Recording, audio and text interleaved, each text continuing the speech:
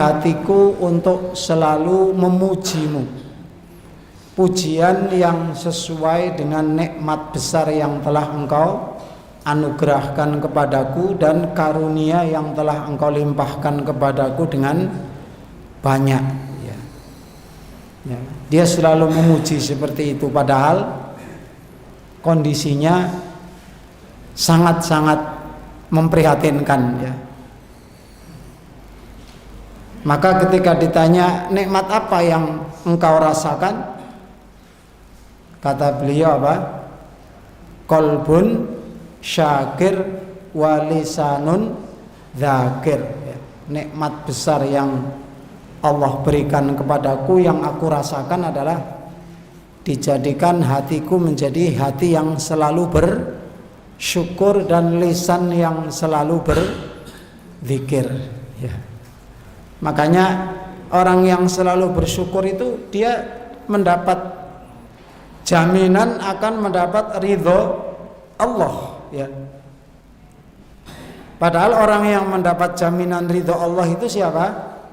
Kalau disebutkan dalam Al-Quran, kalau ada kalimat radhiyallahu anhum wa radu'an, itu siapa? Para sahabat Nabi, ya. Yang dapat jaminan Allah ridho kepada mereka dan mereka ridho kepada Allah itu adalah para sahabat Nabi. Di dalam surat At-Taubah ayat 100, ya, juga dalam surat An-Nisa 115, ya, itu Allah setelah memuji para sahabat Muhajirin dan Ansor, ya, maka Allah mengatakan radhiyallahu anhum wa radu anhu, ya.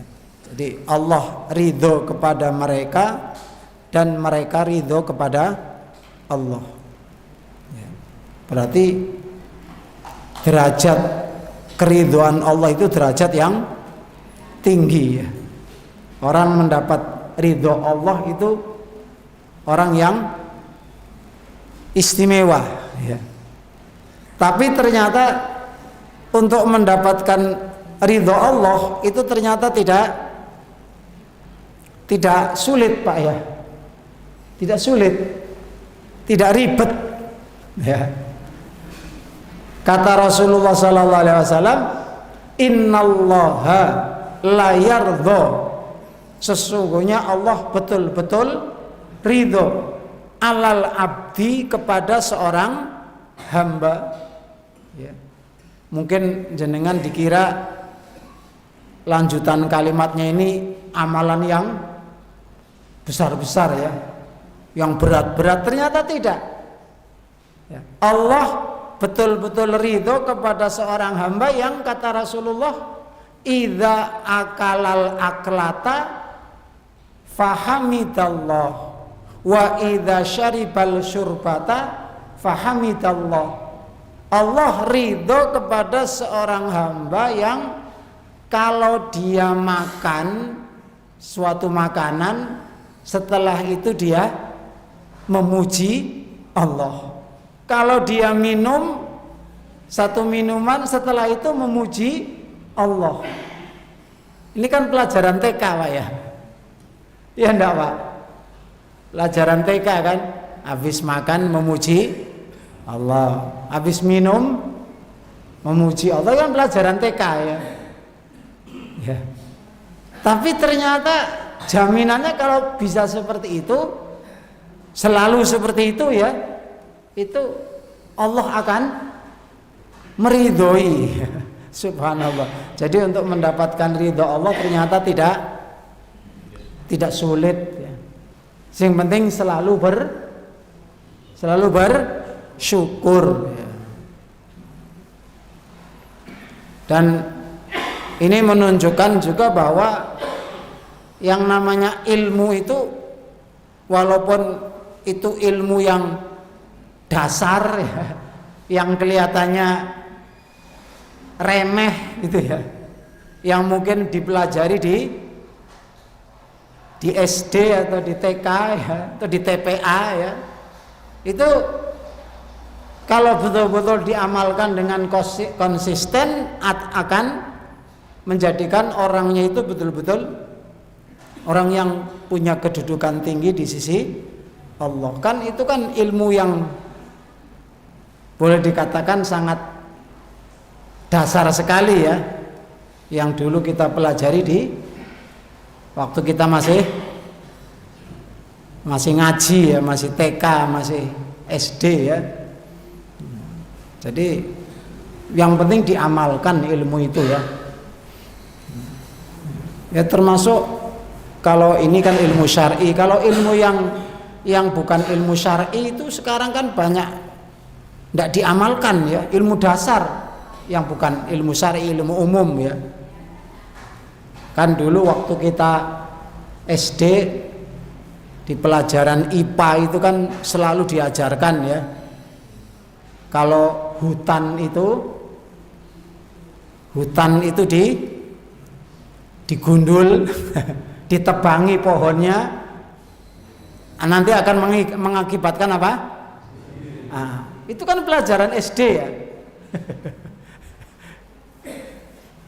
Tapi karena nggak diamalkan ya, iya, ya terjadi ya kan. Dan tentu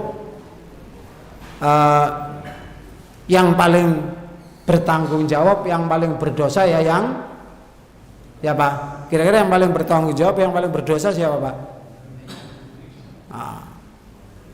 Yang memberi izin yang memberi izin kepada perusahaan besar untuk gunduli hutan, itu yang paling bertanggung jawab ya. Kalau yang nebang cuma 1-2 untuk kepentingan kayu bakar itu ya enggak. Tapi yang menghabiskan sampai jutaan hektar itu kan perusahaan-perusahaan besar ya. Dan perusahaan besar itu gunduli hutan sampai jutaan hektar itu karena dapat izin. Yang ngasih izin siapa? Yang waktu pemilu jenengan coblos itu. Iya. Salah dhewe ya enggak Pak? Oh.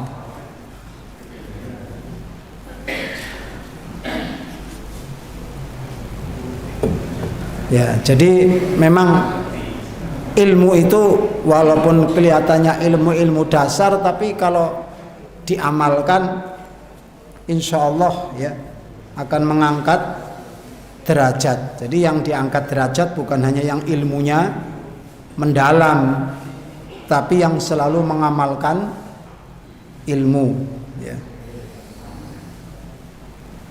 Saya teringat dulu saya itu di Riau itu 8 tahun ya. Kebetulan saya di sana dulu jualan roti Pak ya.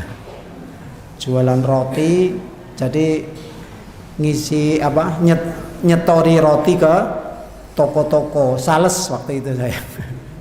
8 tahun saya sales roti di Riau sana. Jadi sehari-hari ya di jalan ya. Itu jalan utama lintas timur itu ya, Pekanbaru Medan itu setiap hari puluhan ya, menjumpai puluhan truk-truk besar yang bawa kayunya diameternya itu 1 meter lebih Pak. Jadi gede sekali ya, gede banget kayunya itu diangkut pakai truk-truk ya, setiap hari di jalan kelihatan lewat ya. Dari Sibolga, dari Batang Toru, Tarutung sana ya, dibawa ke pabrik pembuatan bubur kertas, pulp. Nah, bubur kertas itu bahasa Inggrisnya pulp ya. Namanya PT Indah Kiat di Perawang. Itu dari sana puluhan ya. Itu dari arah lain tentu lebih banyak lagi ya. Itu sejak dulu seperti itu ya. Tapi kalau saya pikir-pikir ya kita menikmati juga itu hasilnya ya kan, karena bubur kertas itu kan salah satunya dibuat keperluan kita sehari-hari ya. Kayak tisu, pembalut ya, pempes itu dari bubur kertas. Itu berarti kita juga ikut bertanggung jawab juga aslinya. Karena ikut menikmati ya kan. Menikmati penggundulan hutan ya. Ya ala kulli hal, bagi seorang muslim tentunya itu adalah merupakan ujian ya, ujian. Ya jadi kalau satu kejadian itu ya memang ditinjau dari berbagai segi ya. Bisa jadi ditinjau dari satu segi itu adalah peringatan Allah ya. Di satu sisi itu juga merupakan hukuman ya bagi orang-orang tertentu, juga bagi orang lain yang terkena musibah itu juga merupakan ujian ya. Baiklah, kita lanjutkan.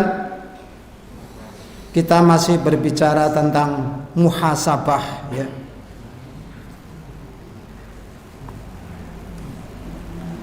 Hasan Al-Basri mengatakan ya,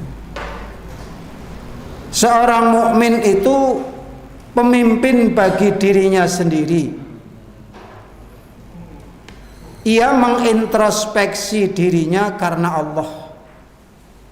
Sesungguhnya hisab pada hari kiamat nanti akan menjadi ringan bagi mereka yang telah melakukan hisab di dunia. Sebaliknya, hisab akan menjadi berat bagi mereka yang tidak menghisab dirinya di dunia.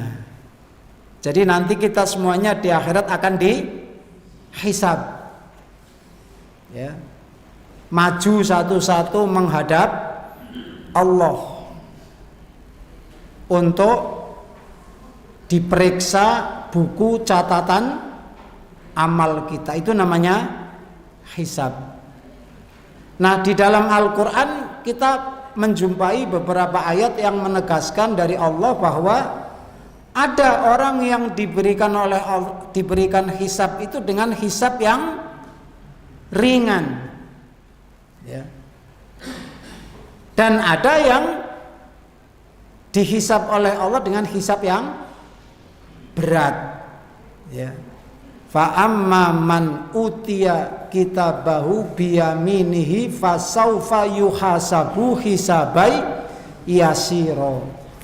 Adapun orang-orang yang diberikan oleh Allah buku catatannya dari sebelah kanan, maka dia akan dihisab dengan hisab yang ringan. Sebaliknya, wa amma man utiya kitabahu wara'a dhuhrihi fasaufa yad'u thubura. Barang siapa yang diberikan buku catatannya dari sebelah kiri belakang ya, maka dia akan berteriak dengan teriakan yang keras. Kenapa berteriak? Karena melihat buku catatannya penuh dengan nilai merah ya. Penuh dengan nilai merah, sehingga dia melihat buku catatannya terbelalak ya. Tentunya dengan rasa takut yang luar biasa ya. Jadi intinya orang yang dihisab oleh Allah itu ada dua ya. Makanya kata Rasulullah SAW, barang siapa yang dihisab oleh Allah maka dia pasti celaka ya. Man husiba ahlaka. Maka Aisyah bertanya, ya Rasulullah, bukankah ada orang yang Allah berfirman dalam Al-Quran, ada orang yang dihisab dengan hisab yang ringan, kok jenengan mengatakan barang siapa yang dihisab pasti celaka? Kata Rasulullah, Adapun orang yang beruntung, yang selamat itu tidak dihisab dengan teliti, dengan panjang lebar, dengan mendetail, tapi hanya diperlihatkan saja. Illal arad. Ya. Jadi orang yang hisabnya ringan itu, yang hisabnya cuman sekedar bukunya diperlihatkan secara sekilas saja. Ya. Tidak mendetail, tidak dibaca satu per satu. Ya. Tapi kalau yang dihisab dengan mendetail, dengan mendalam, itulah orang yang celaka. Jadi orang yang hisab yang ringan itu berarti ini hadis Rasulullah menerangkan bahwa bagaimana bentuknya hisab yang ringan itu. Kata Rasulullah, hisab yang ringan itu bukunya diperlihatkan sekilas, kemudian setelah itu orangnya mengakui. Gampangannya cuma dibuka sebentar saja, terus betul kamu begini, nggih ya Allah. Betul kamu begini, nggih ya Allah. Setelah itu dia dihapus kesalahannya, lalu dia selamat dari api neraka. Itu yang hisab yang ringan. Jadi cuman dia di hadapan Allah cuman nggih ya Allah. Nggih ya Allah, cuman gitu aja. Itu hisab yang ringan. Ya. Tapi hisab yang berat satu persatu, nomor satu gitu ya. Hari ini jam segini di sini kamu berbuat begini, betul? Betul ya. Kenapa kamu berbuat seperti itu? Wah, satu persatu dibaca kayak gitu.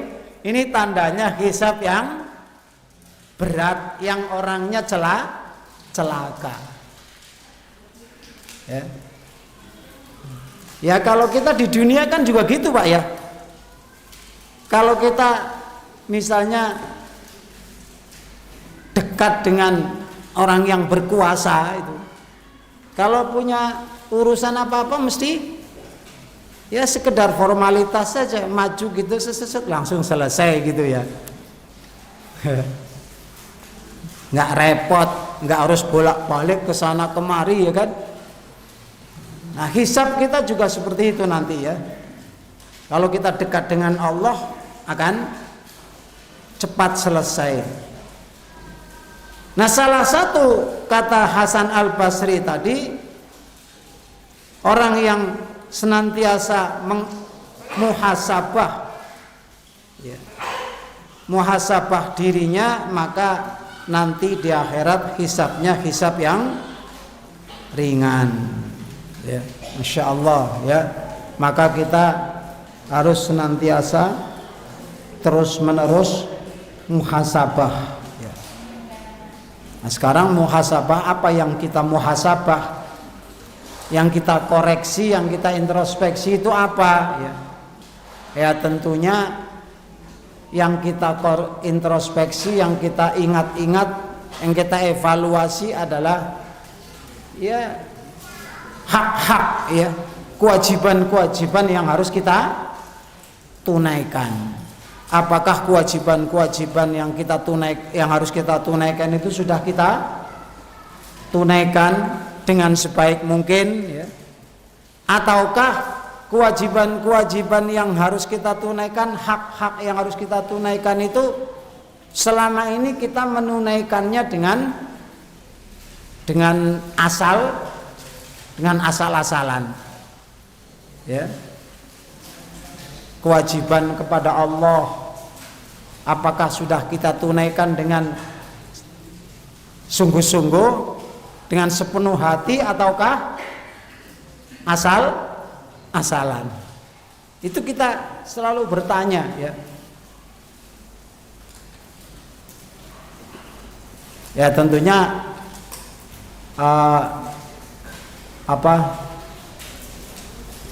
kewajiban kepada Allah yang paling utama, yang paling besar tentu adalah sholat ya. Maka kita introspeksi, apakah sholat kita ini sudah sungguh-sungguh, sepenuh hati ya. Harus selalu kita introspeksi ya. Baik sungguh-sungguh dalam arti kekhusyuannya dan dalam apanya, gerakan-gerakannya dan bacaan-bacaannya. Apakah sudah betul gerakan sholat kita, bacaan sholat kita, apakah sudah betul? Kita selalu introspeksi ya. Terutama yang di dalam sholat itu amalan yang harus selalu kita hati-hati, harus kita introspeksi, amalan-amalan yang hukumnya fardu ya. Karena itu menentukan sah dan tidaknya. Kadang-kadang amal-amal fardu sholat itu sendiri kita masih ada yang kurang benar, ya.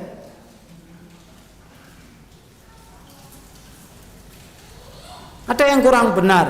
Saya dulu pernah mencontohkan Pak ya. Yang paling mudah itu misalnya rukun sholat yang pertama itu apa Pak? Apa Pak rukun sholat yang pertama? Takbir ya. Takbir. Itu aja mari kita introspeksi apakah sudah benar atau tidak gitu. Supaya kita bisa introspeksi bagaimana? Ya harus tahu takbir yang benar seperti apa kan itu. Karena kalau takbirnya salah bisa-bisa sholatnya tidak sah. Karena takbir itu rukun. Ya. Ada orang yang takbirnya salah. Contohnya dia ketika takbir ketoke khusyuk Pak. Kelihatannya khusyuk ning ketika takbir Allahu Akbar. Allahu Akbar gitu ya. Betul atau salah itu Pak? Betul atau salah? Nah, salahnya di mana? A-nya dipanjangkan. Itu salah besar itu. Sebab kalau A-nya dipanjangkan itu jadi pertanyaan. Apakah gitu ya. Jadi ada kalimat, ada kata apakah di depannya. Kalau Allahu Akbar itu Allah Maha Besar, tapi kalau Allahu Akbar apakah Allah Maha Besar? Jadi malah jadi tekok. Malah tanya gitu. Allah ya. Demikian juga ketika asyhadu alla ilaha illallah gitu juga. Asyhadu alla ilaha illallah itu malah jadi tanya apakah aku bersaksi gitu. Ya.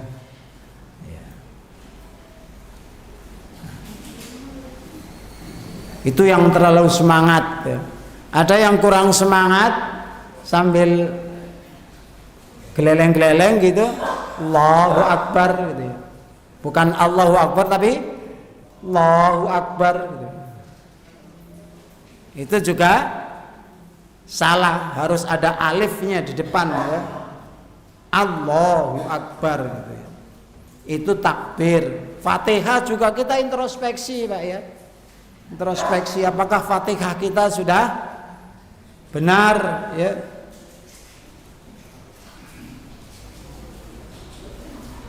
Terutama yang rukun-rukun ini introspeksi tentang kewajiban kepada Allah ya. Dan yang lain-lain ya. Saum kita ya. Zakat. Kemudian juga introspeksi kewajiban kita kepada orang ya, yang biasanya dalam Al-Qur'an itu disebutkan secara urut ya. Wa atidzal qurba haqqahu wal masakin, atau apa qul ma anfaqtum min khairin falil walidaini wal aqrabina wal yatama wal masakina wabnis sabil. Kalau di dalam ayat yang lain ditambah lagi wasailina wafir riqab ya, itu urutan orang-orang yang harus kita tunaikan haknya. Walidaini orang tua, apakah hak-hak orang tua kita selama ini sudah kita tunaikan? kewajiban kita kepada orang tua sudah kita tunaikan, ya. Jangan-jangan ada kewajiban kita kepada orang tua yang belum kita tunaikan. Kewajiban orang tua yang harus ditunaikan misalnya apa, Pak? Ya misalnya kalau orang tua memanggil kita, ya. Kalau orang tua memanggil kita, maka berarti hukumnya apa? Wajib harus kita datangi ya panggilannya itu. Jadi jangan kita menganggap, wah ini urusan kayak gitu kok mendadak manggil gitu ya. Itu kan urusan remeh. Enggak, kalau orang tua sudah memanggil, apapun urusannya itu jadi penting ya, jadi nomor satu prioritas. Ada salah seorang ulama besar, imam ya, imam besar namanya Haywah bin Syarik. Haywah bin Syarik. Suatu ketika dia yajlisu fi halaqatihi yu'allimun nas. Dia sedang duduk di hadapan murid-muridnya sedang ngajar. Ulama besar sedang ngajar, di depannya banyak orang. Ya. Faqalat ummuhu, tiba-tiba ibunya berkata, "Ya Haywah, wahai Haywah, ya. Al-kisa'iri lid-dajjaj." Al-kisa'iri lid-dajjaj itu taburkan maka apa? Tepung untuk ayam. Jadi rupanya dia dipanggil ibunya dikon makani ayam. Itu imam besar, Pak, ulama besar lagi ngajar dipanggil ibunya. Disuruh apa? Suruh makani ayam. Mungkin kalau kita ya, piye to ibu iki aku lagi ngajar malah tapi Haywah ini langsung berdiri, murid-muridnya ditinggal itu. Makani ayam. Subhanallah ya. Ini luar biasa ini ya. Jadi kalau namanya ibu atau orang tua sudah memanggil itu sudah nomor satu itu. Apapun yang sedang kita lakukan harus kita tinggalkan. Ya. Ini kewajiban kepada orang tua. Ya. Nah, kita kan seringnya malah semoyo ya. Nanti ya sesuk Bu, sesuk Pak. Ini lagi sibuk. Masya Allah ya. Ini kewajiban kepada orang tua. Ya. Wal akrobin, dan juga karib kerabat ya. Saudara, atau kalau dalam ayat yang lain wal apa ini ikhwan ya, kepada saudara. Kewajiban kita kepada saudara ya. Tentu yang namanya kewajiban kepada saudara bukan hanya kali yang sifatnya apa berbuat baik, menolong ya, tapi juga yang terpenting adalah menasehati ya. Ini kewajiban. Apakah kita sudah menasehati saudara-saudara kita?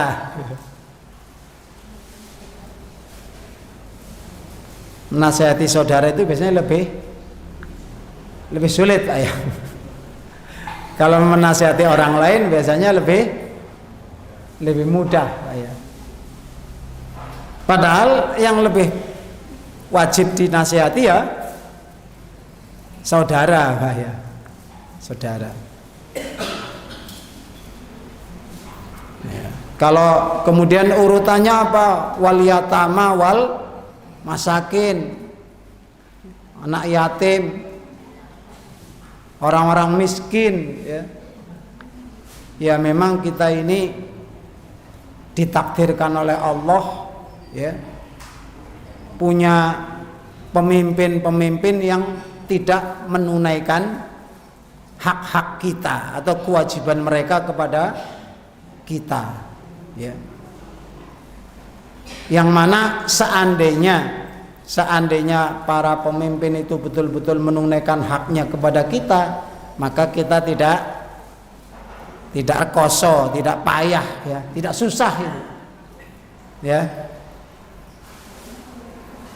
Kalau para pemimpin itu menunaikan haknya kepada kita, maka kita hidupnya tidak susah, baik hidup dalam arti dunianya maupun akhiratnya. Kan kemarin kita tahu Pak ya, di media sosial itu beberapa orang tokoh termasuk Mahfud MD, tahu Pak ya Mahfud MD ya? Siapa itu Pak? Ya. Mantan menteri ya. Calon presiden kemarin nggak jadi ya. Itu jelas, dan juga ahli-ahli ekonomi yang lain mengatakan seandainya ya uang dari hasil tambang ya. Tambang itu ya seperti minyak, nikel, emas, macam-macam ya. Itu seandainya itu betul-betul diperuntukkan atau diberikan kepada rakyat untuk kesejahteraan rakyat, itu satu kepala keluarga 1 bulan bisa mendapat uang 20 juta rupiah tanpa kerja. Tengok-tengok neng omah 20 yuto Pak sebulan. Ini yang ngomong ahli ekonomi, bahkan Mahfud MD juga ngomong seperti itu ya. Jadi kalau betul-betul digunakan untuk kesejahteraan kita rakyat, itu satu keluarga, satu kakak 1 bulan 20 juta, itu baru dari hasil tambang saja. Ya, baru dari hasil tambang. Kenyataannya tidak, ya entah kemana duitnya menguap berarti. Ya. Duitnya menguap. Dan itu terbukti ya, terbukti di negara-negara Arab itu yang memang penghasilannya hanya tambang saja. Di negara-negara Arab kan ya hanya tambang itu pun cuma satu, yaitu minyak saja. Selain minyak nggak ada, ternyata juga sudah terbukti seperti itu ya. Ya. Rakyat mendapat subsidi, ya. Nggak ada pajak, gratis ya, semuanya gratis ya kan. Ya. Padahal tambangnya cuma satu, minyak saja. Ya. Ini artinya apa Pak? Ya kita ini ujian bagi kita lah ya. Kita diberi pemimpin seperti mereka itu ya. Ya sudah, ujian kita terima saja dengan penuh kesabaran ya. Ya. Syukur ya, syukur atas apa yang sudah kita rasakan ini ya. Nah karena itulah sehingga akhirnya banyak kehidupan kita ini mengalami ya kesusahan ya, kesusahan, terutama orang-orang yatama wal masakin, anak-anak yatim dan orang-orang miskin ya. Padahal kalau menurut Undang-Undang Dasar 45, anak yatim itu siapa yang bertanggung jawab? Negara ya. Kalau menurut syariat Islam, anak yatim itu yang tanggung jawab siapa? Yang tanggung jawab itu ya Pak D, Pak Le-nya,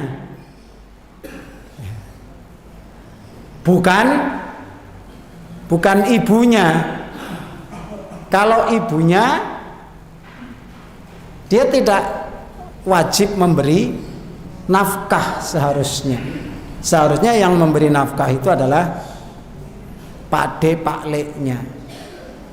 Sehingga di dalam Islam itu hubungan saudara antara kakak beradik, ya, itu memang betul-betul hubungan yang sangat dekat, yang sangat kuat sekali.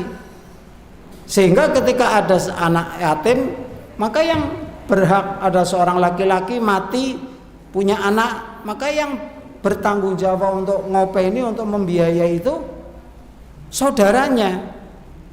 Ya, dalam hal ini Pak D atau Pak Leknya si anak yatim itu. Ya.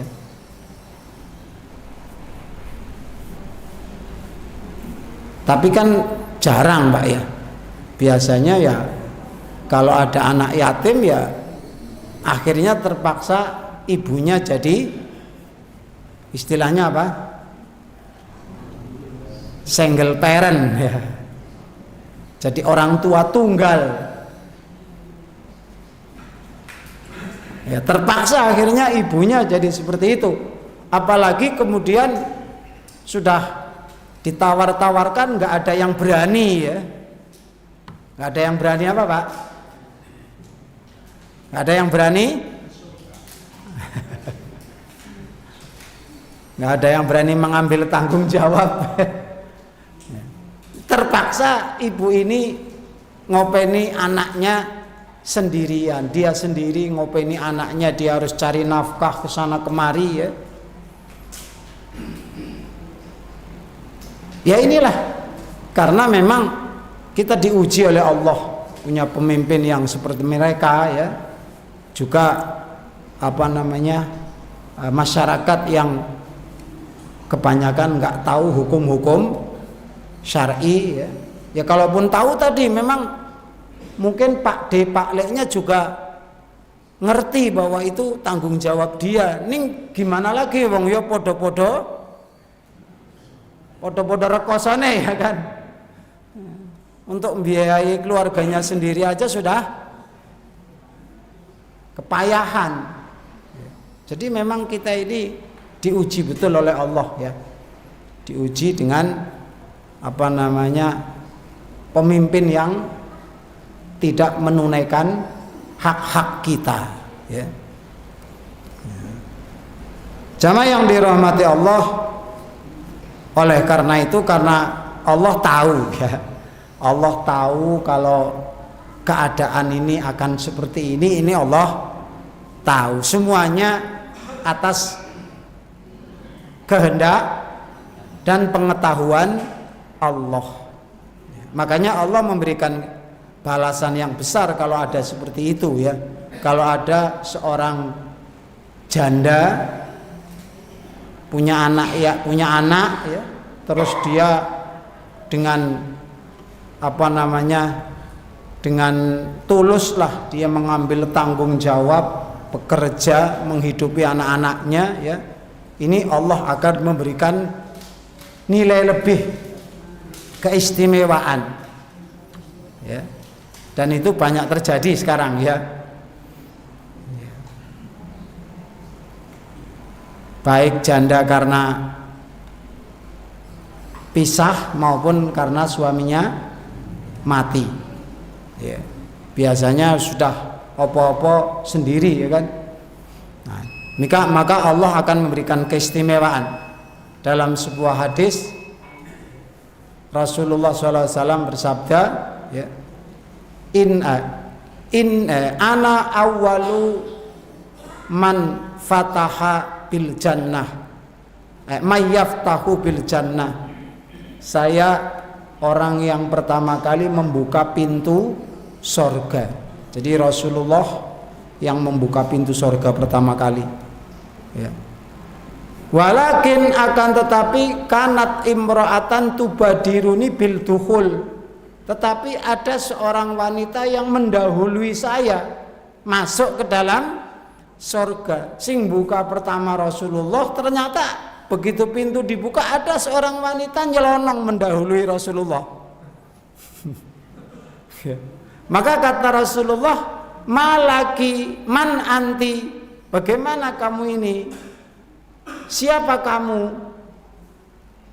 Jadi ibu-ibu suka nyelonong suka nyalip itu memang bukan hanya di dunia saja ya, di akhirat nanti juga seperti itu. Rasulullah mau masuk surga, dia nyelonong mendahului Rasulullah. Kata Rasul, siapa kamu? Kata dia, ana imro'atun qa'adat alal aitami li. Saya wanita yang ngurus anak-anak yatim saya. Jadi yang tadi yang punya anak yatim tapi orang yang seharusnya tanggung jawab tidak tanggung jawab, akhirnya terpaksa dia ngurusi apa-apa sendiri ya, cari nafkah sendiri, ngopeni sendiri. Ternyata Allah memberikan balasan yang setimpal ya, yang luar biasa. Dia malah mendahului masuk surga daripada Rasulullah. Rasulullah sendiri malah disalib ya, didahului. Ini subhanallah ya.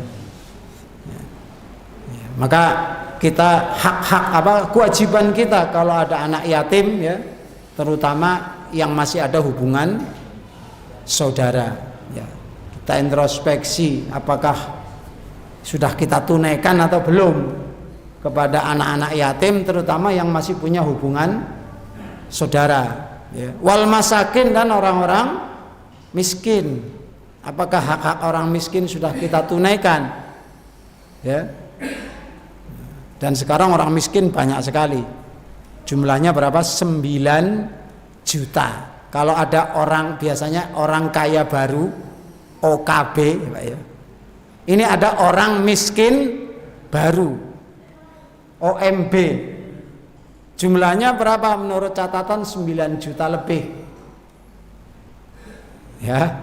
Yang terdampak, yang kena dampak banjir, itu menurut catatan 9 juta orang, 9 juta jiwa, itu menjadi orang miskin baru. Kalau istilahnya biasanya orang kaya baru, ini orang miskin baru ya, subhanallah ya.